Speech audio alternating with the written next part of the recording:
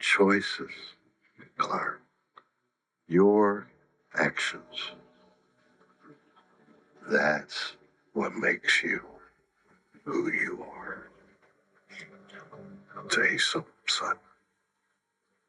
I couldn't be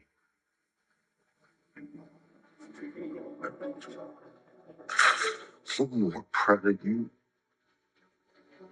movies में हम villains देखते हैं, सुपर हीरोज देखते हैं और बहुत सारे और कैरेक्टर्स देखते हैं, लेकिन मुझे लगता है मूवीज में हम कुछ ऐसी कहानियां भी देखते हैं जो हमें फादरहुड को और अच्छे से समझने में मदद करती हैं। Hello everyone and welcome back to my channel pages frames stories, जहां हम बात करते हैं फिल्म्स के बारे में, बुक्स के बारे में, OTT वेब सीरीज के बारे में और कुछ लाइफ एक्सपीरियंसेस के बारे में। और आज हम बात करेंगे 5 ऐसे सीन्स की जो फादरहुड को किसी भी स्पीच से बहुत बेटर एक्सप्लेन करते हैं।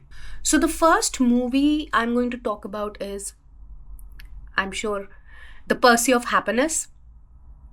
इसके अलावा और कौन सी मूवी हो सकती है? और अगर आप लोग सोच रहे हैं कि मैं वो बास्केटबॉल कोर्ट में जो सीन हुआ था विल स्मिथ और उसके सन के बीच में, मैं उसकी बात करने वाली हूँ, तो नहीं, मैं उसकी बात नहीं करने वाली हूँ।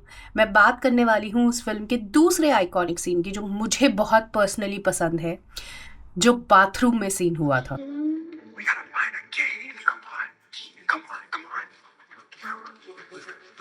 Wait, watch your back. Here's a cave. Come on. Right here. Go. Get it. Hurry.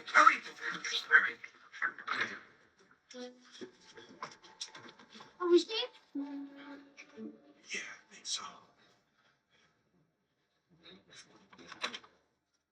I know pursed of happiness को हम ज़्यादातर एक सक्सेस स्टोरी और एक मोटिवेशनल मूवी की तरह देखते हैं, लेकिन मुझे लगता है कि उसमें बहुत हद तक एक ब्यूटीफुल फादर सन रिलेशनशिप भी दिखाई गई है।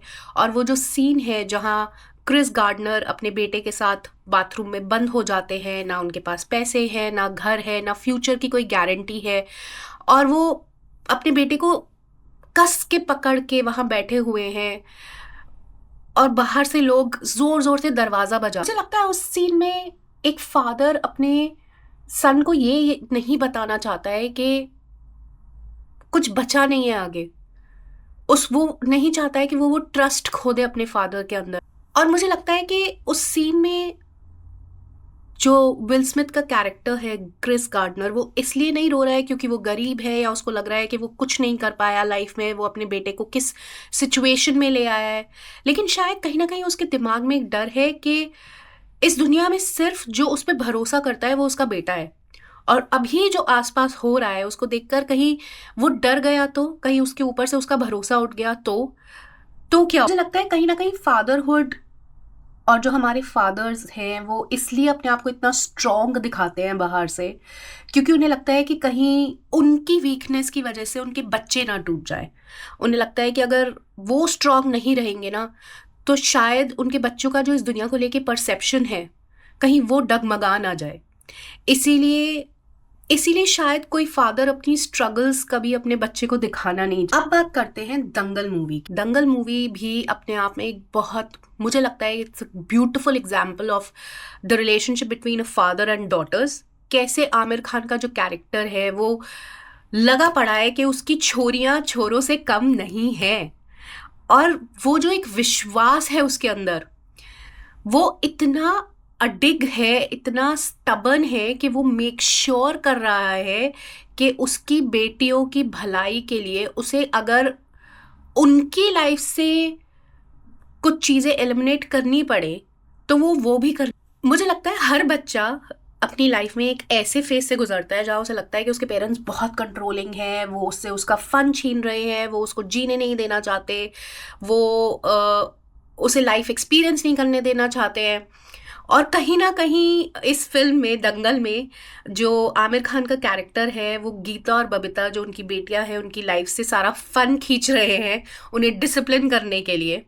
और उन दोनों को लगता है उनका बापू जो है वो कितना स्ट्रिक्ट है, कितना कंट्रोलिंग है, उनको जीने नहीं देना चाहता है। लेकिन उन सबके पीछे एक फादर के जो सैक्रिफाइसेस हैं वो इनडायरेक्टली हमको देखने को मिलते हैं।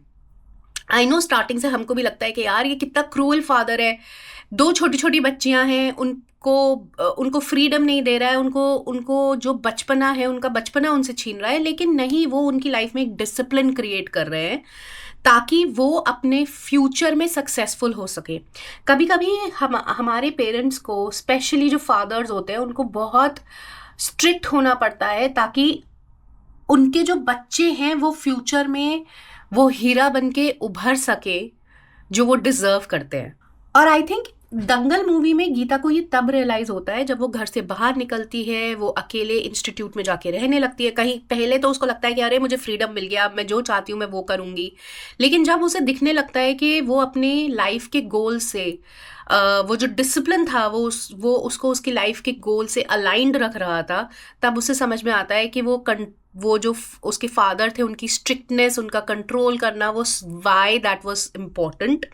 उसको तब समझ में आता है कि उसके फादर उसके लिए क्या फ्यूचर क्रिएट कर रहे थे, वो कैसे गांव की बाकी लड़कियों के फादर से अलग है, उनका जो कंट्रोल करना था, उनका जो डिसिप्लिन करना था, वो उसके फ्यूचर के लिए कितना फ्रूटफुल था, वो सब उसको तब समझ में आता है। तो कभी कभी जो सैक्रिफाइसेस होते हैं ना हमारे फादर्स के, वो जो स्ट्रिक्टनेस होती है, वो जो डिसिप्लिन होता है, वो जो कंट्रोल होता है, वो उसमें छुपा हुआ होता है, जो हमको पहले समझ में नहीं आता है, लेकिन बाद में हमें धीरे धीरे लाइफ में आगे जब हम बढ़ते हैं, जब हम उन पड़ावों से निकलते हैं, तब हमें समझ में आता है कि वो सैक्रिफाइसेस जो उन्होंने किए हमारे लिए, वो क्यों ज़रूरी थे। नेक्स्ट हम आते हैं बहुत ही, आई थिंक इस मूवी के बारे में कभी भी इस एंगल से बात नहीं की गई है, और मैं बात कर रही हूँ छिछोरे मूवी की, जहाँ पर जो सुशांत सिंह राजपूत का कैरेक्टर है वो कैसे अपने बेटे को ये समझाता है कि लाइफ में फेलियर भी इम्पोर्टेंट है। गलत कर रहे हैं भाई, सक्सेस के बाद का प्लान सबके पास है, लेकिन अगर गलती से फेल हो गए तो फेलियर से कैसे डील करना है, कोई बात ही नहीं करना चाहिए। जो इस फिल्म में कैरेक्टर है राघव, क्योंकि वो अपना एग्जाम क्रैक नहीं कर पाता है, उसको लगता है कि उसकी जिंदगी खत्म हो गई, everything has ended for him. और एक्चुअली मुझे लगता है कि ज्यादातर केसेस में ऐसा ही होता है।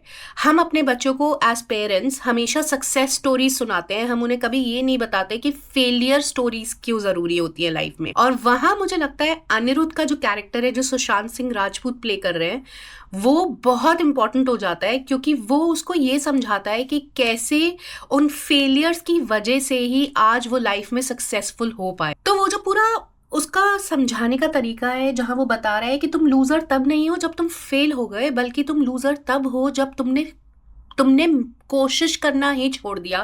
That is so inspiring. और मुझे लगता है कि वो करना coming through a father especially is very important in any kid's life, whether you have a boy or a girl। क्योंकि फादर्स को ज्यादातर सुपर हीरोज की तरह देखा जाता है, every kid looks up to their father.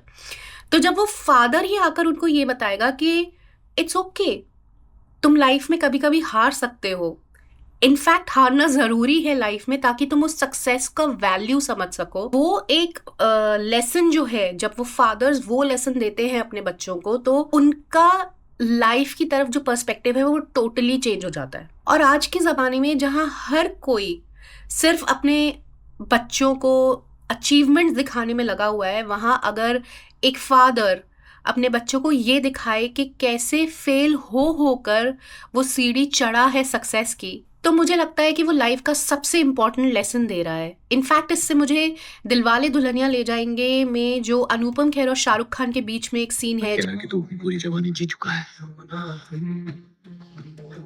मैंने अपनी पूरी जिंदगी काम करते करते गुजार दी है ताकि तू सब कुछ कर सके जो मैं नहीं कर पाया। और अगर आज तुझे लगता है कि तूने अपनी पूरी जवानी जी ली तो कोई बात नहीं, अब तू जा और मेरी जवानी जी कर। नेक्स्ट बात करते हैं इरफान खान की मूवी अंग्रेजी मीडियम की, जहां उन्होंने as a father role play किया है चंपक का to his daughter Radhika Madan. और मुझे लगता है ये जो एक कैरेक्टर इरफान खान ने प्ले किया था वो बहुत ही अलग था to all the other characters that he has always played in his movies.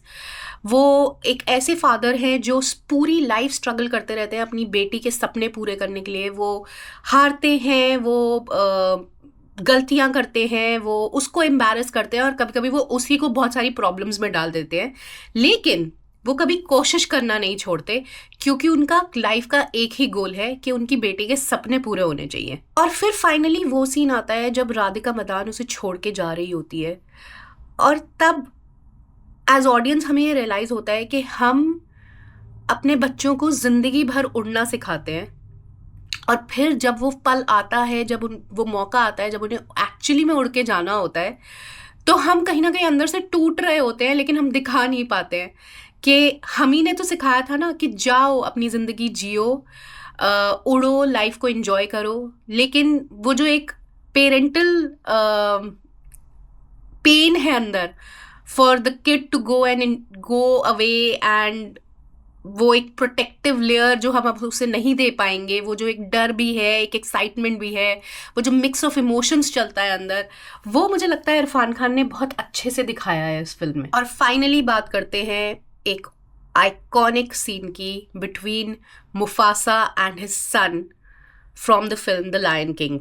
Lion king एक एनिमेटेड मूवी है, लेकिन मुझे ऐसा लगता है कि इसका वो जो फादर एंड सन वाला सीन है, उस एक सबसे आइकॉनिक सीन है और सबसे पावरफुल मोमेंट्स में से एक है कि जब सिम्बा जो है वो घर से भाग चुका है, वो लॉस्ट है, उसे कुछ समझ में नहीं आ रहा है, और तब उसे आसमान में मुफासा की स्पिरिट जो है और वो सिर्फ इतना बोलती है कि रिमेंबर हु यू आर। यही तो चाहिए होता है ना बच्चों को, हमसे बच्चों को गाइडेंस चाहिए होती है, बच्चों को कोई ऐसा चाहिए होता है जो उनको ये बता सके कि जो वो कर रहे हैं वो सही है या गलत है। और हर फादर अपने बच्चे में वो गाइडेंस देना, हर फादर अपने बच्चे को वो गाइडेंस देना चाहता है through the values that he has learned, ताकि वो वैल्यूज इनरूट हो जाए उनके बच्चों के अंदर और वो लेगेसी आगे बढ़ सके। मुफासा भी यही चाहता था कि सिम्बा के अंदर वो वैल्यूज आए और वो उस लेगेसी को आगे बढ़ाए। और मुझे ऐसा लगता है ना कि फादर्स जो सबसे बड़ी चीज हमारे अंदर इंस्टॉल करते हैं वो होती है वैल्यूज। तो ये थे मेरे 5 फेवरेट फादर सन और father daughter related scenes.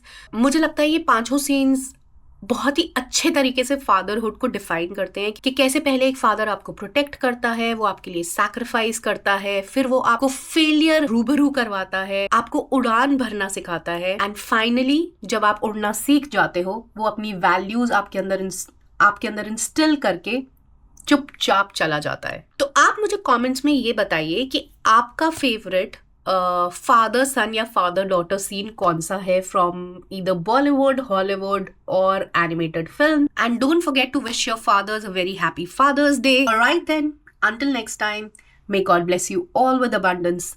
Bye.